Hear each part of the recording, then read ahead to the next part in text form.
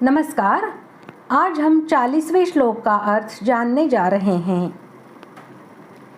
इस प्रकार कर्मयोग के वर्णन की प्रस्तावना करके अब उसका रहस्यपूर्ण महत्व बतलाते हैं। श्लोक 40। नेहाभिक्रमनाशोऽस्ति प्रत्यवायो न विद्यते स्वल्पमप्यस्य धर्मस्य त्रायते महतो भयात्।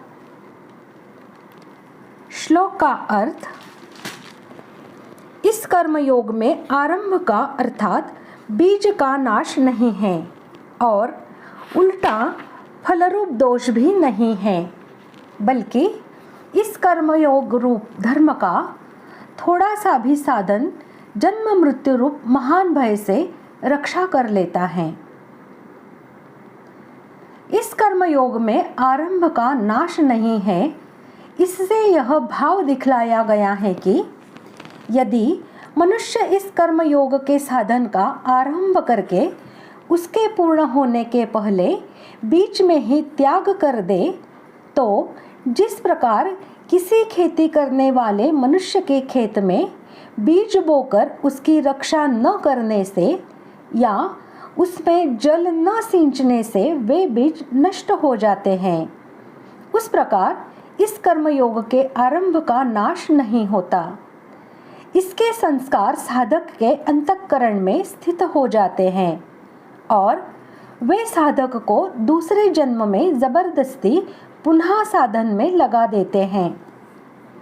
इसका विनाश नहीं होता, इसीलिए भगवान ने कर्मयोग को सत कहा है। इसमें प्रत्यवाय यानी उल्टा फल रूप दोष भी नहीं है। इससे यह भाव दिखलाया है कि जहाँ कामना युक्त कर्म होता है वही उसके अच्छे बुरे फल की संभावना होती है। इसमें कामना का सर्वथा अभाव है, इसलिए इसमें प्रत्यवाय अर्थात विपरीत फल भी नहीं होता।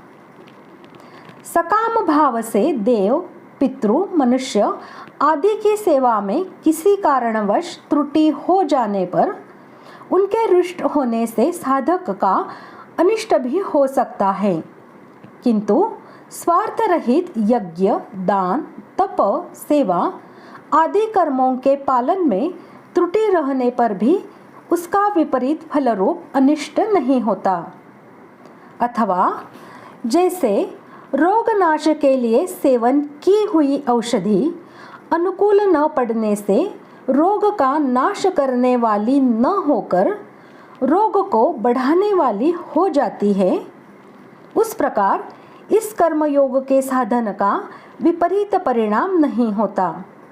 अर्थात यदि वह पूर्ण न होने के कारण इस जन्म में साधक को परम पद की प्राप्ति न करा सके, तो भी उसके पालन करने वाले मनुष्य को न तो पूर्वकृत पापों के फलस्वरूप या इस जन्म में होने वाले अनुषंगिक हिंसादि के फलस्वरूप तिर्यक योनि या नरकों का ही भोग करना पड़ता है और न अपने पूर्वकृत शुभ कर्मों के फलरूप इस लोक या परलोक के सुख भोग से वंचित ही रहना पड़ता है।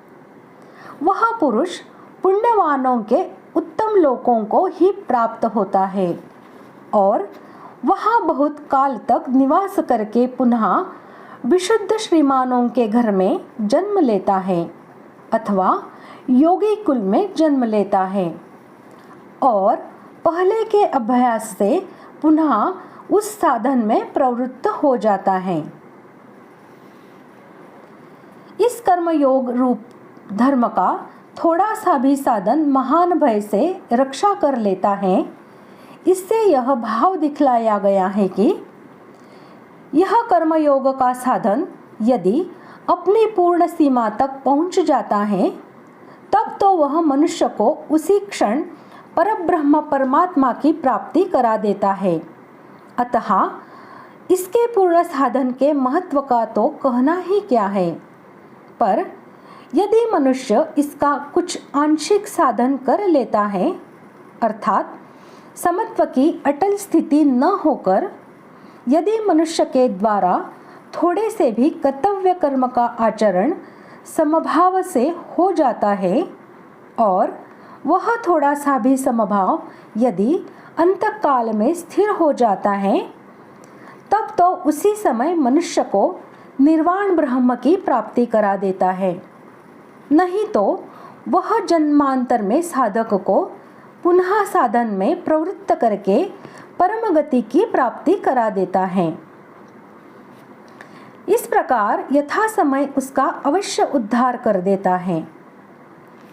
सकाम भाव से हजारों वर्षों तक किए हुए बड़े से बड़े यज्ञ, दान, तप, तीर्थ सेवन और व्रत, उपवास आदि कर्म भी मनुष्य का संसार से उद्धार नहीं कर सकते और समभाव से किए हुए शास्त्र विहित भिक्षाटन, युद्ध, कृषि, वाणिज्य, सेवा और शिल्प आदि छोटे से छोटे जीविका के कर्म भी भावपूर्ण होने पर क्षण मात्र में संसार से उद्धार करने वाले बन जाते हैं, क्योंकि कल्याण साधन में कर्म की अपेक्षा भाव की ही प्रधानता है।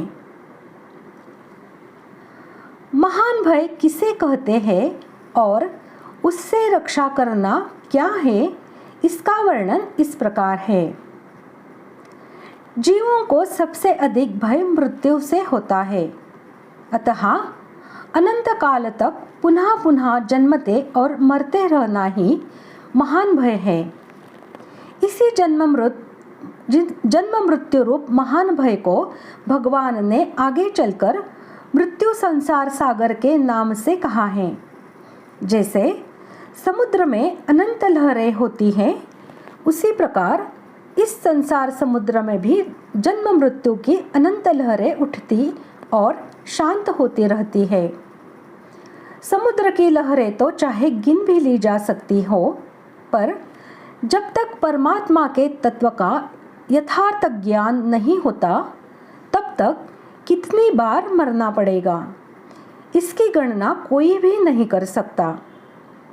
ऐसे इस मृत्यु संसार समुद्र से पार कर देना, सदा के लिए जन्म मृत्यु से छुड़ाकर इस प्रपंच से सर्वथा अतीत सच्चिदानंद घन ब्रह्म से मिला देना ही महान भय से रक्षा करना है।